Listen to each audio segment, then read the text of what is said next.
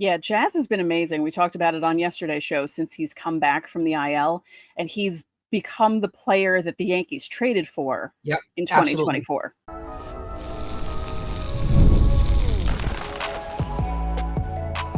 You are Locked On Yankees, your daily New York Yankees podcast. Part of the Locked On Podcast Network, your team every day. Welcome to Locked On Yankees, which is part of the Locked On Podcast Network, your team every day. Thank you for making us your first listen every day. I'm Stacey Gotsoulias. Today's episode is brought to you by FanDuel. Right now, new customers can get $150 in bonus bets when your first $5 bet wins. With me, as usual, my co-host, Brian McKeon. Brian. Stacey, disappointing first game up north of the border.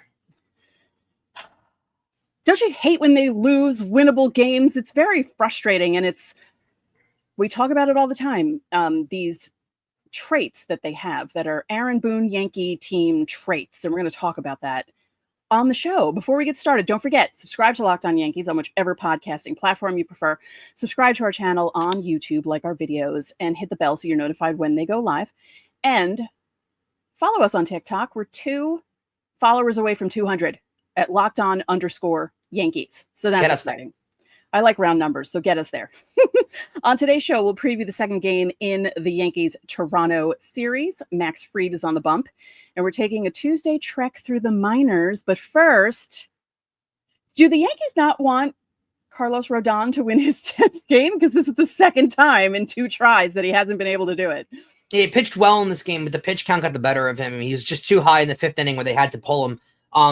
So it just wasn't enough. It got into the 6th inning, but just it wasn't good enough and wasn't his stuff was sharp and he didn't get himself into a lot of trouble. I also thought the 4th inning was a really good sign of the development Carlos Rodon has had since he's become a Yankee, because he did get into trouble there, didn't get the strike call that he wanted when it was called a walk, allowed the base hit, and still was able to manage to get himself out of it. He didn't crumble like he usually does in those situations. So that is a really positive scenario thing to see out of Carlos Rodon. But the pitch count was just too much. It was too high. The Blue Jays did a good job of working the pitch count, and they put on a clinic of how you beat a bad team with a bad bullpen. And when you play that team's ace, which is what Carlos Rodon is, you wait him out, get his pitch count high, and then get to the bullpen. The difference is the Yankees have a good bullpen, and this shouldn't have happened. But it did. They struggled. Their offense really didn't get much of going either. But like you said earlier, this was a winnable game. They should have won this game, and this is what we talked about on yesterday's episode. These are the kind of games you have to win in a season. These are the kind of games that good teams win and mediocre teams lose, and that's what the Yankees are right now. They certainly are. I thought it was really funny. I follow a lot of Blue Jays fans on Blue Sky, and man, they just are so excited when their team does well. Like a couple of them are like, this felt like a playoff game. I was like, that's pretty funny, because this just felt like a typical Yankees game in June to me, because it's what they do. They like to disappoint us when we are looking forward to them winning a game. You know, there were some really good things in the game. You know, the home run by Jazz off Scherzer was really nice, and a bullet line drive over the fence and right. I think there's a hidden thing to that too. Just quickly, I know we do it enough on the show, but if we can quickly mention the brilliance of Aaron Judge, that at bat that he had. If you're a baseball fan, that at bat that he had with Max Scherzer is straight up a baseball fan's heaven right there to watch. It was like a 10-pitch at bat. They're going back and forth. Judge is taking just devastating curveballs and sliders out of the zone, just sitting on them. Unbelievable at bat.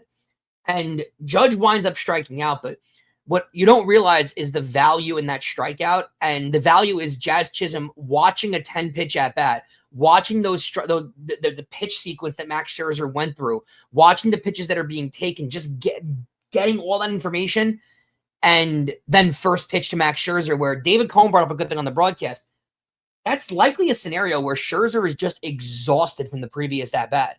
And the first pitch, the next at bat, he just wants to get one over for a strike. And he got one over right in the heart of the zone, and Jazz took advantage of it. That's the sign of a good baseball player.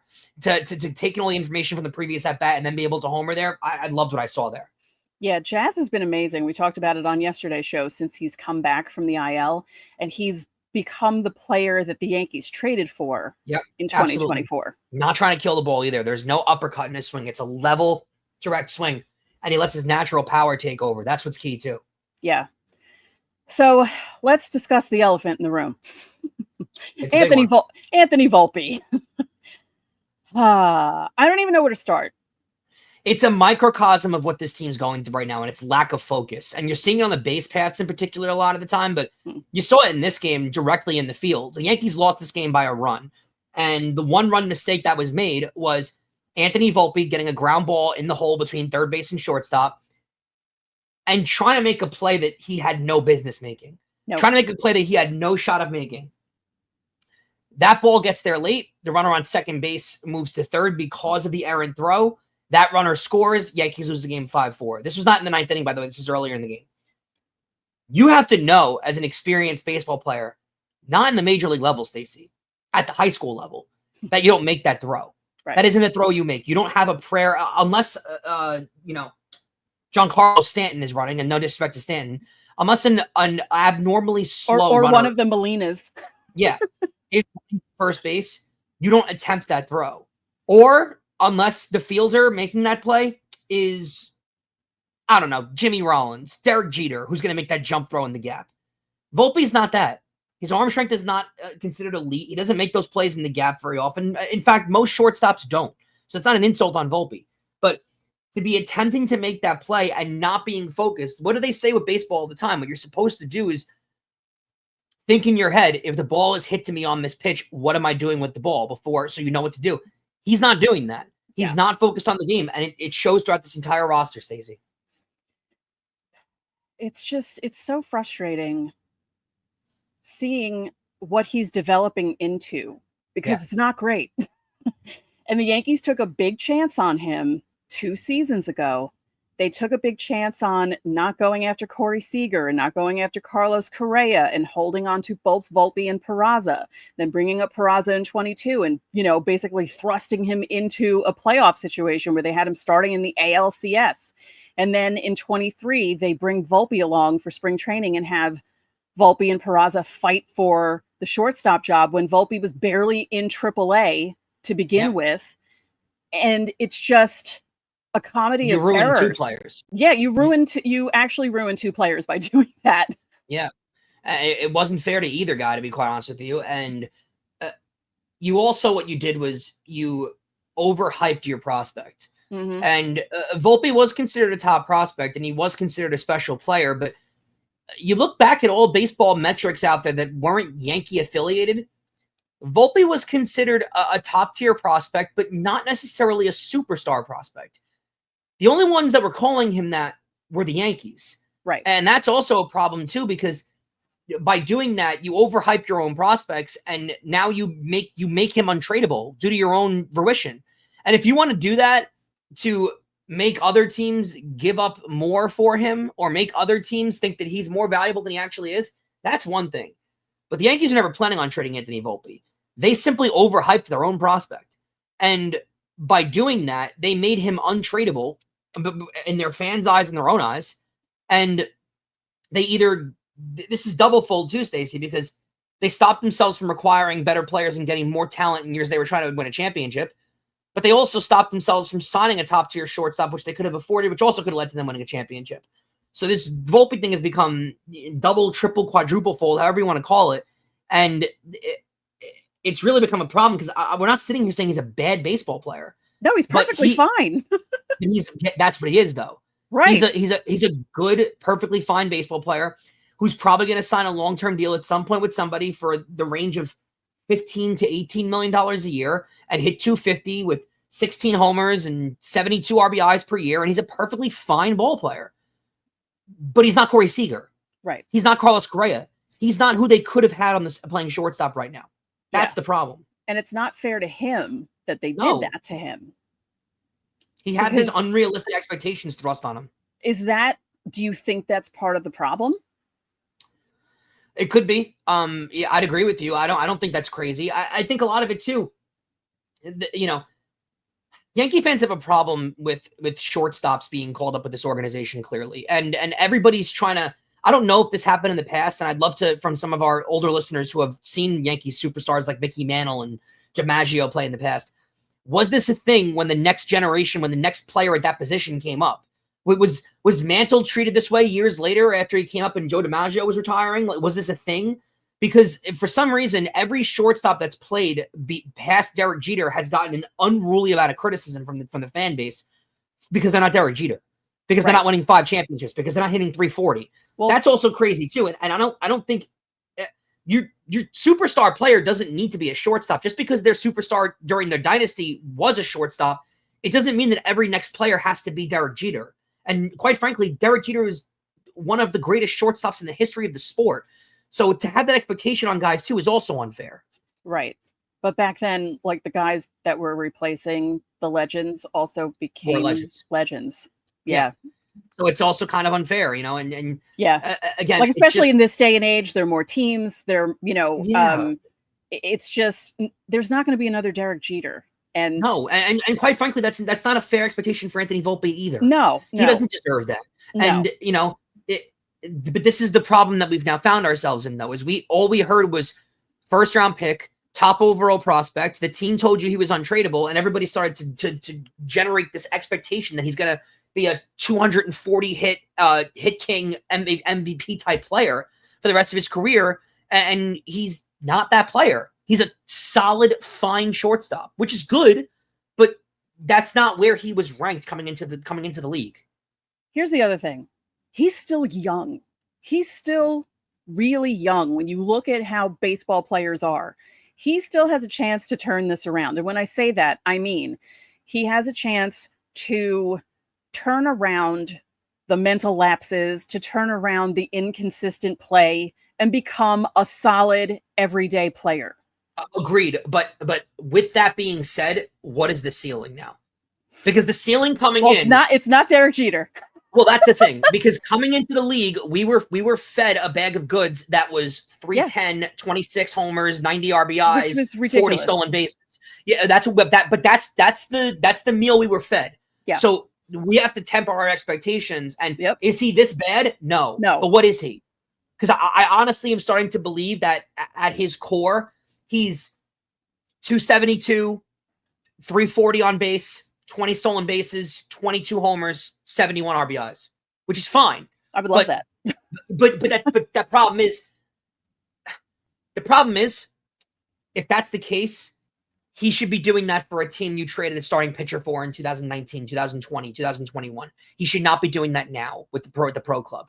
The guy who should be put, if this were the case, and if you knew this was the case, and if you were realistic with your own expectations, the shortstop for the Yankees right now should be Corey Seager. That's the problem. All right, don't forget, subscribe to the channel, hit the like button on our videos, hit the notification so you know when our videos go up. You can also join the Locked On Yankees Insiders Club.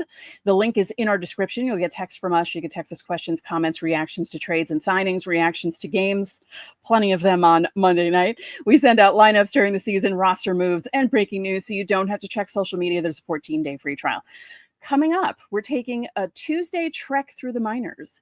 Is the next Derek Jeter down there? We'll let you know next. You ever wish managing your money felt easier? With Monarch Money, it can. And whether you're growing your savings or planning for a big purchase, Monarch puts you in the driver's seat. It's like having your own personal CFO, giving you full visibility and control over all of your finances. Monarch Money isn't just a budgeting app. It's a complete financial command center. You can track all of your accounts, investments, and spending all in one place. So in addition to managing your money, you can also start building your wealth. And one surprising thing that I noticed is the ability to collaborate on your finances with your partner, with people that matter to you, so you can really keep control of everything. It simplifies things, but also makes it better for you. You have all your accounts, all your spending. It's all in one place. You don't have to juggle different apps, different notes. It's all in one spot. It's easy. It's flexible. So take control of your finances with Monarch Money today. Use code LOCKEDONMLB at monarchmoney.com for 50% off your first year. That's monarchmoney.com, code LOCKEDONMLB for half off your first year. So we have Fan Mail Friday every week, and if you're on YouTube, this is what you need to do. Go to our show's page, click on posts, and find the post that says, leave your Fan Mail Friday questions here. This week's deadline is Thursday at 5 p.m. I think I'm going to make that the deadline every week. So, as I said, heading into the segment, we're taking a Tuesday trek through the minors. We have some exciting news for some of the kids down on the farm. It was announced on Monday that George Lombard Jr. was selected to the All-Star Futures game. He's had a bit of a slow start since being called up to Somerset so far, but he's still extremely young. He only just turned 20, and he shows a lot of promise. Yeah, there's some really cool stuff we're going to talk about in segment 3 going into that Futures game too. A lot of new things that you're going to see. So seeing Lombard Jr. in that game is really cool. If you look back on the years past, we've seen a lot of future stars in Major League Baseball playing in that game. So it'll be pretty cool. Yep. Speaking of future stars, Spencer Jones has made a splash in AAA already. He was only just called up last week. He hit a home run in his first at bat for Scranton, which is fun. He has 7 home runs in his last 13 games. Also not too shabby. He hit one on Sunday, actually, in that game. And overall, between Scranton and Somerset, he's hitting 277, 387. Nice. Really good. OBP there. 606 OPS. He has 8 doubles, 18 home runs, 34 runs driven in, 45 runs scored. He's 11 for 13 in stolen bases. His K rate is still high at 34.2. His walk rate is 14.9. Let's just round that up to 15%. I think the last bit of things the Yankees need to fix with him that they're going to feel is his K rate. They need to get that lower before they call him up, because if your K rate is nearing 35% in the minor leagues, it's going to be 50% in the major leagues.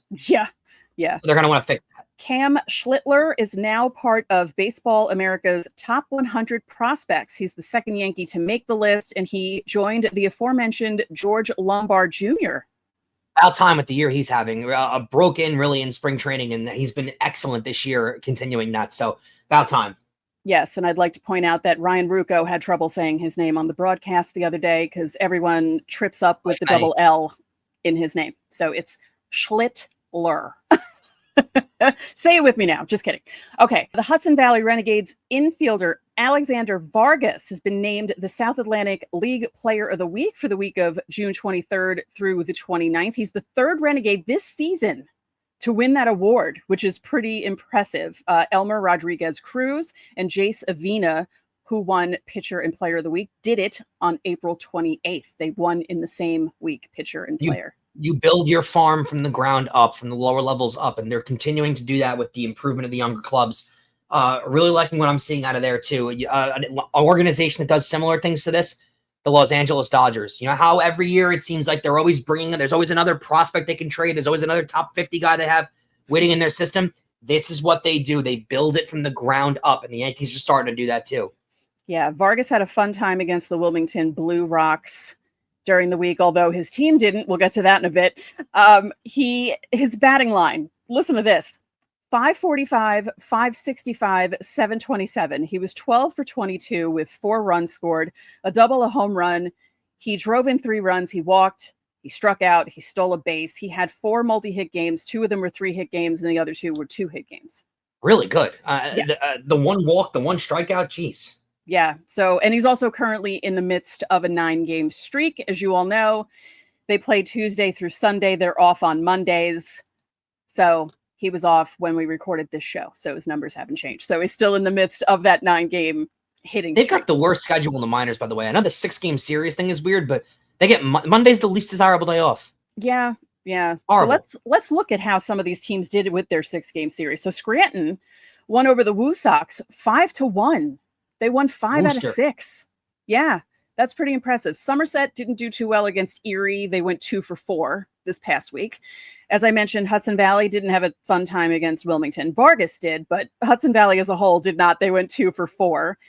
Tampa, I had to include the full name here. So the Tampa Tarpons won 4 out of 6 against the Fort Myers Mighty Muscles. I love that name. I'm for it, yeah. I love it. The Florida Complex League Yankees, they went 2 for 3. They only play 5 games during the week. They don't play 6-game series, and they're off Wednesdays and Sundays, I believe, are the days off. At least you're off football. Yeah. And the DSL Bombers went 2-3, including a 20-19 loss to the Mets Orange team on June 26th. As I told you guys a couple of weeks ago, there are 52 Dominican Summer League teams. Some teams have 2, some teams have 1. The Mets are one of the teams that have 2. They have the orange team and the blue team. Some of their names are very boring, like their colors. And it's like, why can't you come up with something more interesting? Because the Yankees are the Bombers and the Yankees. And some of the teams are named after former players, which I think is pretty cool. Interesting. I don't hate. But the teams that are just colors, can't we get young interns or a promotional department to be able to like come up with names? I mean, like do the Mets and the Amazons. Yeah. Because you have the Yankees and the Bombers. So as I said, the Bombers went 2 for 3, but the Yankees, the DSL, like the service that used to be internet service, DSL, they went 4-1 in their 5 games this past week. Yeah. So good things happening in the minors, exciting players we could possibly see in the future or see in trade packages, because you know how that goes. Let's hope. Yeah. All right. Coming up, previewing Max Fried against the Blue Jays, and we'll take a look around the league next. Summer sports are in full swing, and whether you're all about baseball under the lights, golf on the green, or high-stakes soccer action, FanDuel is the best way to make every game even more exciting. You're already following the action, so why not make it a little more thrilling? And with FanDuel, you can get in on the game while your friends are getting sunburnt at the beach. And I've been following the Club World Cup like everyone out there. I love Real Madrid tomorrow. Plus, Wimbledon's kicking off, and there's no better sport to bet than tennis, especially during the summertime. It's the best thing, including baseball. Feels like the sports could be dying in this part of the year, but they're actually not. It's one of the better sports times of the year. And whether I'm placing a same game parlay or watching a bet right into the 9th inning, FanDuel makes it feel like I'm a part of the action every single time. And are you new to FanDuel? New customers can bet just $5 and get $150 in bonus bets if your first bet wins. Just open the FanDuel app today or visit FanDuel.com/lockedon to get started. And not only do we cover your team every day, but now we're giving you instant episodes after every single game. Check out the Locked On Yankees postcast. It's hosted by Jay Berman right here on the Locked On Yankees podcast feed, as well as streaming on our YouTube channel. Get rapid reaction to all the biggest moments with the Locked On Yankees postcast.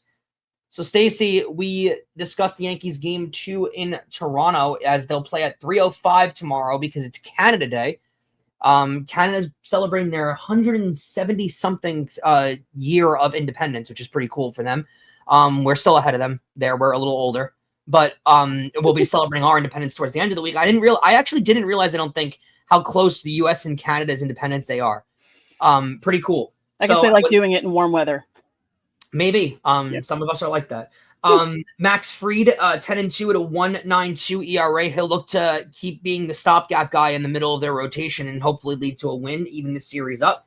He'll go up against Kevin Gausman, who's 6-6 with a 4.21 ERA, right in the sweet spot for the Yankees when it comes to ERA. It's the danger zone. And if I had a siren or, a sound I could play right now for that, I would. Yeah, 3:05 start again. So make sure you guys that'll be nice. And hopefully it's nice weather out tomorrow and you can just sit back and watch a nice 3 o'clock game instead of waiting for nighttime to hit. And hopefully it's nice up in Canada and they open the roof. Yeah, I don't know. I got to be honest. The inside of that building looks incredible. They did a lot of really amazing renovations to it. It looks great. When they did the panoramic shots from the outside, it looks awful from the outside. They need to revamp their renovations and go towards the outside now. Because the inside, they're never gonna change the outside. The inside looks beautiful, but the outside is just, what is going on? It's an eyesore. Well, yeah, it's just like a concrete dome. Yeah, it's awful. Again, the inside, beautiful, great job, but the outside, come on, do something with it. Some news from around the league, Stacey. Jeremy Pena for the Astros, he'll hit the 10-day IL, which is not going to last for 10 days.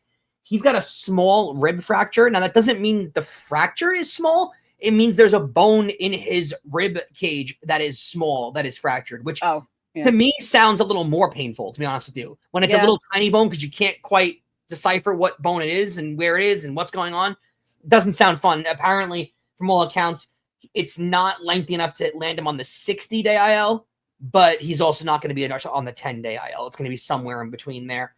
They don't want to lose him for the whole year, so they're going to lose him for a portion of time. To the futures game. This is so cool. I can't pronounce this name. I don't know if you want to take a swing at it, but I'll take the first swing. Urangelo Clemente. That's where I'm going to go. Gerangelo? Gerangelo Clemente, I'm not sure. He is a young pitcher for the Seattle Mariners. He was taken in the first round for 15th overall last year. Why is this impressive? Why is this special? Why are we bringing it up? He's going to be pitching in the All-Star Futures game, Stacey. He is a switch pitcher.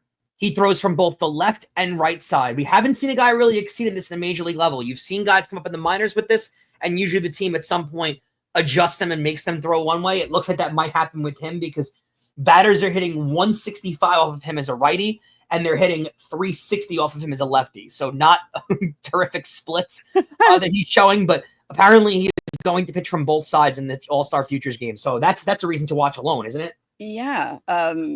One of my favorite erroneous headlines is about Pat Venditte, who was ambidextrous, but they called him amphibious. That's great.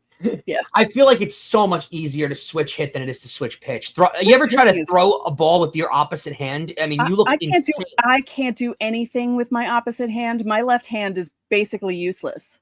Yeah. I listen, I'm left-handed. I throw left-handed, but if I try to throw right-handed, it is not a pretty sight. So I don't know how these guys do it with both arms. I played piano as a kid. I figured out how to play piano by ear when I was barely 3 years old, but I could only play with my right hand and one finger on my left. But I was really fast with the right hand and could kind of cover it up a little bit. But yeah, no, my left hand is just the only thing I could do with both hands is type on a computer. But other than that, no. That's not too impressive. We all can do that. Right. Everyone can do. Well, no, that's not true. I know people who type with two fingers because they can't type with all their fingers. Well, that's because they're 112 years old. But anyone that's under the age of 70 can pretty much type with both hands. Those people learned how to type on typewriters. Actually, we learned how to type on typewriters. Yeah. Yeah. That's how we learned how to type on typewriters before computers came along. Like before they became something that everyone had in their home. That's how old I am. So just wanted to say. Moving on, Nationals young slugger, James Wood. So he's been a power hitter this year, got 22 home runs already on the year. He's had a really, really good year for them. He matched Barry Bonds in a statistical category, Stacey. He was intentionally walked 4 times in their game today. Here's the crazy part. He had 6 at-bats. He was 1 for 2 before getting intentionally walked 4 times. The game went into extra innings. He went 1 for 2 again, then walked 4 times. The only other players to do this in history would be intentionally walked 4 times in a game. Obviously, we mentioned Barry Bonds, James Woods now, Roger Maris, Gary Templeton, Manny Ramirez, and Andre Dawson. Pretty cool list of names to be. I mean, Aaron Judge hasn't even been walked 4 times. No, and he gets intentionally walked multiple times a game. He actually, in fact, 2 times on Monday's game. Alejandro Kirk, by the way, loves Alejandro Kirk and Ron Washington both love intentionally walking Aaron Judge. Because every time they play the Angels or the Blue Jays, he gets intentionally walked multiple times. Yeah. So maybe Alejandro Kirk is going to look to try and add Aaron Judge to that list of guys. But what a crazy list of players to be intentionally walked 4 times a game. That's got to be an ultimate compliment, right? That's not an insult. Yeah. That's an ultimate compliment. And then to see yourself listed with these guys, it's like the other night when we mentioned how Judge surpassed Gehrig with the multi-home run games, and now he's behind Ruth and Mantle, and it's like, yeah, those are cool names to be a part of. So like Andre Dawson, Manny Ramirez, Roger Maris, even Gary Templeton and Bonds, like that's that's impressive. Pretty special list to be a part of. Yeah. So what did we learn today? Anthony Volpe's got to focus. Yeah, he really does. That's it. Just, I think he might be feeling pressure. You never know. It's possible that he might. And the swoon's not over. Not even close, by the way. No. Just because they win a few games here and there, it ain't over. Yeah. A swoon doesn't have to be a prolonged losing streak. It's playing not at your expectation. Right. And they're well below their expectation right now. Well below their expectation. Yeah. It's like as soon as the Blue Jays took the lead, we've covered this team enough. I have watched this team enough. Yeah, it felt over. It's just you recognize patterns. You just know, 100%. and I don't understand. I don't know. Maybe it's my neurodivergent brain, but I can just see things happen before they I just know. It's like, yeah, okay, no, they're not nothing's gonna happen here. Nothing's gonna happen here. It's the same old with this team and with this manager, and it's not going to change. It was all too obvious. Yep. On that bum note, Thank you for making Locked On Yankees your first listen today. For your second listen, check out the all-new Locked On MLB Game Night. Every game, every night, all season long. You get local analysis on a national scale. You can find MLB Game Night on Locked On MLB on YouTube or wherever you listen to your podcasts. So that'll do it for this edition of Locked On Yankees. I'm Stacey Gonsoulias. And I'm Brian McKeon. We'll catch you guys tomorrow.